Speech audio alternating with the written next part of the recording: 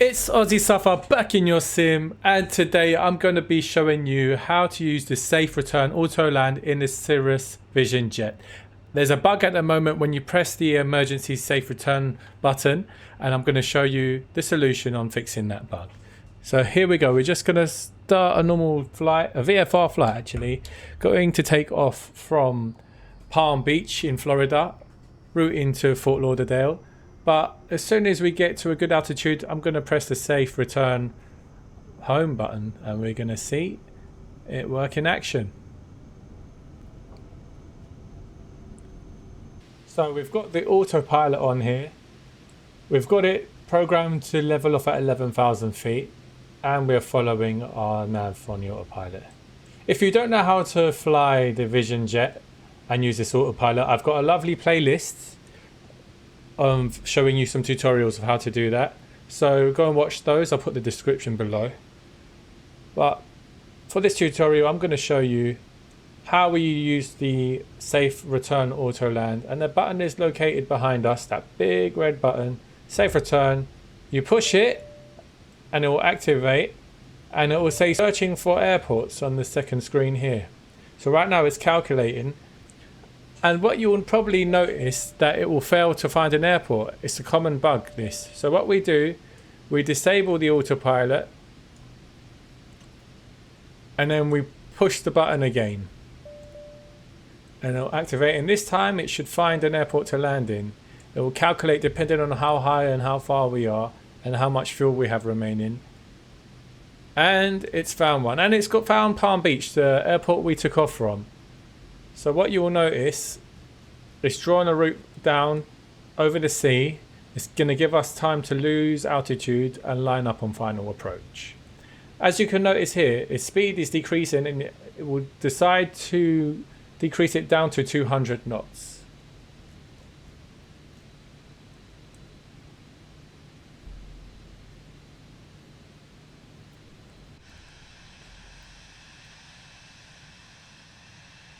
Just going through some clouds on this way. What a beautiful view this is.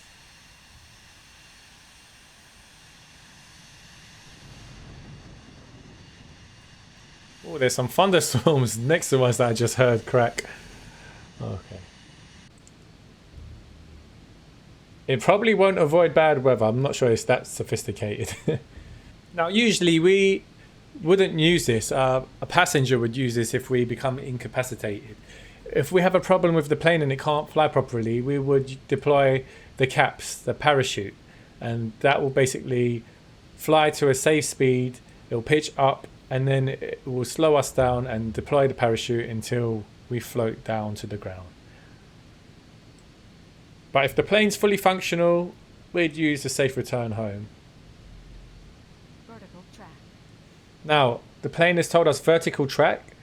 It's found a vertical flight path that it's going to calculate, and it will start descending by itself very soon. Vertical track is normally used when the VNav is activated. But we can't access any of our information here because it's in the emergency auto land mode. It's giving us an estimated time when we're going to be down on the ground, and that's estimating 8 minutes. And it's showing us here we are descending in 1 minute. So it's found a vertical track and it's calculated in 1 minute it's going to start its descent. And it will turn final in 5 minutes. So it keeps you pretty up to date. It tells you en route to Palm Beach International, and we can see the airport on the map. It's 28 miles out from Palm Beach. And how much time in fuel remaining? 1.6 hours. It's everything we and our passenger pretty much needs to know.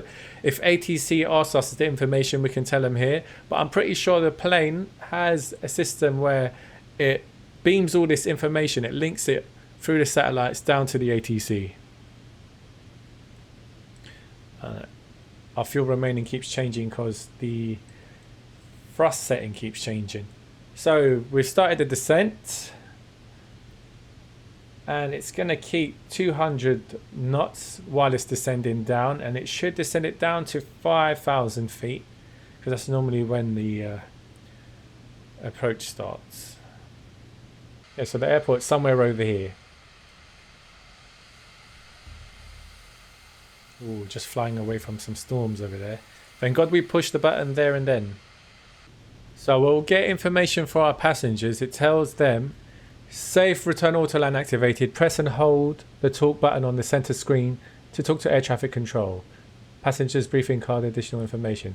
So all that information, so it's showing the center screen. There will be a talk button. Press the talk button that they hold with their fingers to talk to air traffic control, should they need more information about the passengers on board and what's wrong with the incapacitated passenger. But they haven't animated that here. We can't have everything in life, so especially for a default aircraft. It would have been good.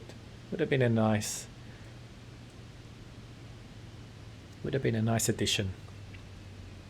So now the aircraft has reduced its thrust even more from 200 knots indicated, and it will go down to around 120. So as I said, at 5,000 feet that would happen, and it has. Then once we turn to our long final, we should have 50% of flaps deploy.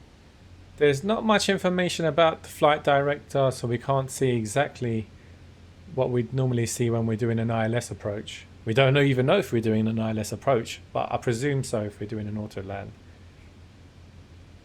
or some sort of RNAV approach. So we got holding 150 knots, indicated airspeed, and we're turning long final. So our first stage of flaps have deployed automatically. We don't do anything. And then once we get to 1,500 feet, I'm expecting the gear down and full flap to happen. That's the runway. And I can see the puppy lights. So we're looking like we're lined up. So there we go, the gears come down by itself. And full flap has been applied simultaneously. And the speed is going down to 19 knots. It should stay around 19 knots for the short final approach speed.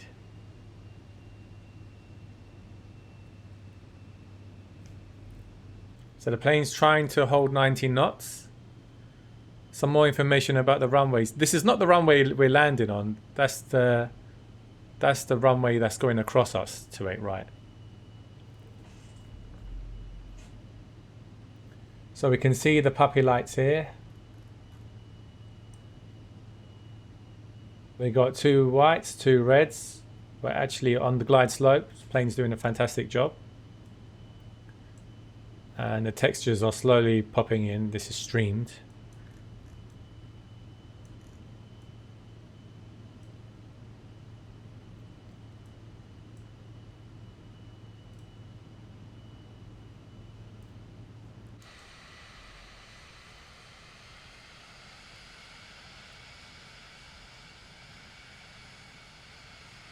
Keep this view. Looks like it's slightly going off to the right, but the plane is correcting for it. It might be the winds. Still holding at 90 knots, looking good. Now it's going to do this all the way until it gets over the runway threshold, and then it should idle the thrust. 500. And then it should land by itself. These emergency autoland features, and in a normal aircraft, an autoland doesn't give us the smoothest landing. It just gets us on the ground in a safe and urgent manner.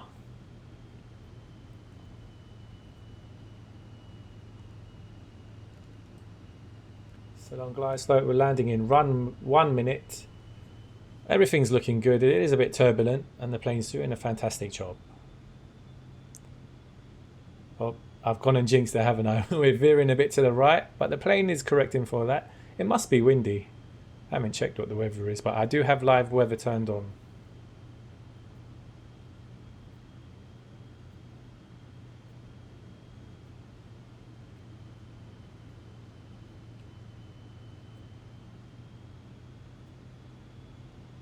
"90 knots, we've crossed the threshold, and we should be idling." Yep, we are.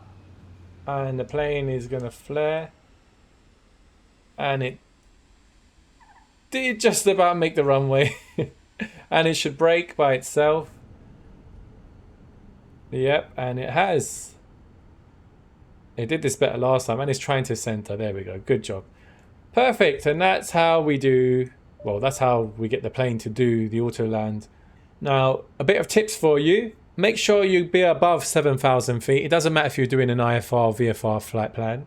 As soon as you press the Autoland button, disable the autopilot and press it again, it will work fine. It will calculate for an airport and it will get down in time. But if you're below 7,000, it may not make it. I've had it crash on me a few times actually when I was at 3,000 feet. If you like the video, please like and subscribe. Check all the other videos of the Vision Jet and even the Airbus that I've made. I've got 2 good playlists for you. And even the Cessna of how to use the autopilot and the Garmin 1000, how to do ILS approaches and all sorts of approaches. Thank you very much. More videos coming in the very near future. I've got them all scheduled. And see ya!